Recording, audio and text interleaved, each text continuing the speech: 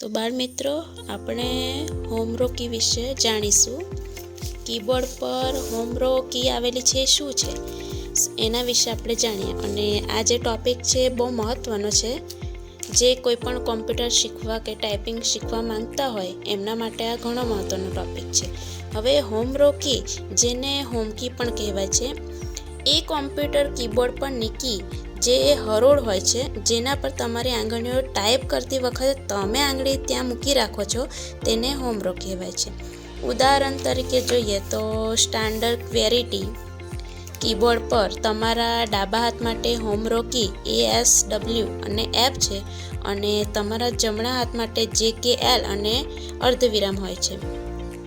જ્યારે તમારો જે અંગૂઠો હોય છે તે સ્પેસ બાર ઉપર હોય છે, અને હોમ રો કી પર તમારા હાથને યોગ્ય રીતે મૂકીને તમે કીબોર્ડ પરની બીજી બધી કી ક્યાં સ્થિતિ છે તે યાદ રાખી શકો છો. તો બાળ મિત્રો, હોમ રો કી વિશે તમને સમજાઈ ગયું હશે. હવે આપણે માર્ગદર્શન કી વિશે જાણીશું.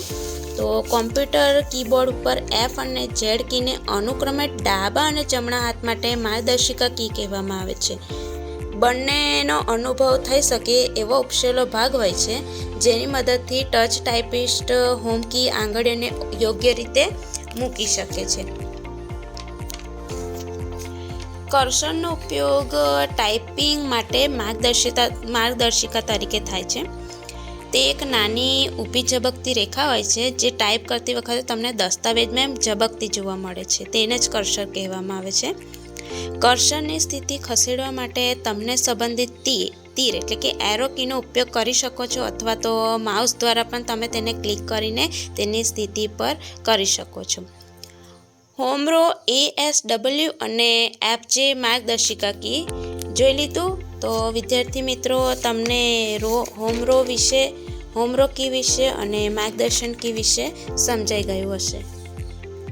હવે આપણે કીબોર્ડ પર આંગળીઓની પોઝિશન કેવી હોવી જોઈએ એના વિશે જાણીશું.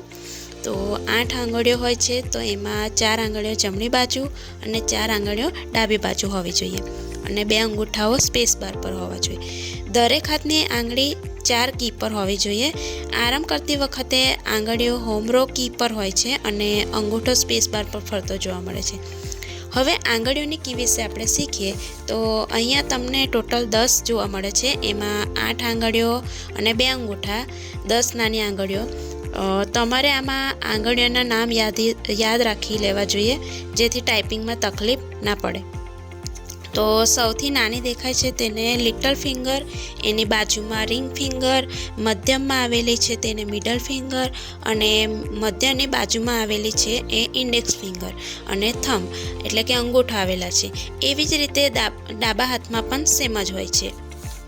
હવે બંને હાથનો જો ઉપયોગ ટાઈપ કરતી વખતે જમણો હાથ અને ડાબો હાથ હોમ રો પર દબાવવાનો હોય છે.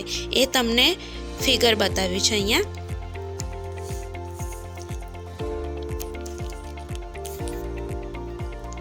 હવે જમણો હાથ અને ડાબા હાથનું કોમ્બિનેશન કેવું હોવું જોઈએ? જ્યારે તમે ટાઈપ કરતા હોય છે, જમણો હાથ અને ડાબો હાથ કઈ રીતે હોમ રો પર પ્રેસ કરવાનું છે તેની ફિગર અહીંયા આપણને જોવા મળે છે. તો હોમ રો કીની ઉપર જે કી હોય છે તેને ક્વેરિટી UIOP કહેવામાં આવે છે. તો તમે જોઈ શકો છો, હોમ રો કીમાં ASWF એ ડાબા હાથમાં આવે છે, અને JKL એ જમણા હાથમાં આવે છે. એમાં એ લિટલ ફિંગર A પર હશે, રિંગ ફિંગર છે એ S પર હશે, મિડલ ફિંગર છે એ D પર હશે, ઇન્ડેક્સ ફિંગર છે F પર હશે. એવી જ રીતે તમે જમણા હાથમાં જોઈ શકો તો જે ઉપર ઇન્ડેક્સ ફિંગર આવશે, K ઉપર મિડલ ફિંગર આવશે, L પર રિંગ ફિંગર આવશે, અને અર્ધવિરામ જે છે એની પર લિટલ ફિંગર આવશે. GH અને કીને પ્રેસ કરવું હોય તો ઇન્ડેક્સ ફિંગરનો જ ઉપયોગ કરવો પડશે. તો બાળ મિત્રો, હવે તમને સમજાઈ ગયું હશે આંગળીઓની પોઝિશન કેવી રીતે રાખીશું. તો બાળ મિત્રો, હવે આપણે થોડા ટાઈપિંગના નિયમો છે એને ધ્યાનમાં લઈશું. તો બધી આંગળીઓનો ઉપયોગ કેવી રીતે કરવો એના વિશે. ટચ ટાઈપિંગ શીખતી વખતે બંને હાથની બધી 10 આંગળીઓનો ઉપયોગ કરવાનો હોય છે અને સ્પેસ બાર કી માટે અંગૂઠાનો ઉપયોગ કરવાનું ભૂલશો નહીં. તેનું યોગ્ય સ્થાન સાચા ટાઈપિસ્ટનું મુખ્ય લક્ષણ યોગ્ય કી પર આંગળીઓ મૂકવાનું હોય છે. તમારા હાથ અને આંગળીને બેઝ પોઝિશનની નજીક રાખવું. આનાથી ટાઈપિંગની ગતિ સુધરે છે અને હાથ પરનો જે તણાવ હોય છે એ ઓછો થાય છે અને તમને યોગ્ય મુદ્દા જાળવવા અને સ્વસ્થ સમસ્યાઓ ટાળવા પણ મદદ મળે છે. તો આ નિયમોની ખાસ કાળજી રાખવી જોઈએ ટાઈપિંગ કરતી વખતે. હવે આપણે જોઈશું ટાઈપિંગની પ્રેક્ટિસ. જેટલી તમે વધારે પ્રેક્ટિસ કરશો એ રીતે તમારું નિયમિતપણે ટાઈપિંગ કરશો તો તમારી એમાં સ્કિલ વધશે.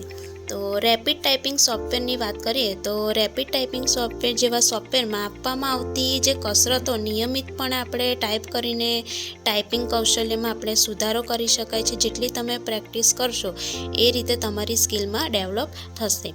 ટાઈપિંગનો અભ્યાસ કરવાથી માત્ર ઝડપ જ નહીં પણ એમ ચોકસાઈ પણ વધશે.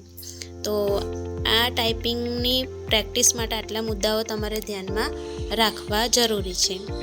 ત્યારબાદ આપણે જોઈશું થોડાક મુદ્દાઓ ધ્યાનમાં રાખવાના. વપરાશકર્તા જ્યારે ટાઈપ કરતી વખતે યોગ્ય મુદ્દા જાળવવામાં મદદ કરી શકે છે. જે હંમેશા તમારી પીઠ સીધી રાખવાનું યાદ રાખો. તમારી કોણી જે છે એ જમણા ખૂણા પર વાળેલી જ રાખવાની હોય છે.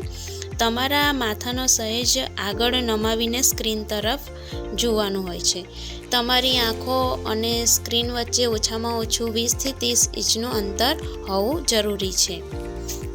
તો બાળમિત્રો, આટલા નિયમો અને થોડી પ્રેક્ટિસ અને આટલા મુદ્દાઓ તમારે ધ્યાનમાં રાખવાના હોય છે. બાળમિત્રો, આજના ટૉપિક વિશે તમને સમજાઈ ગયું હશે.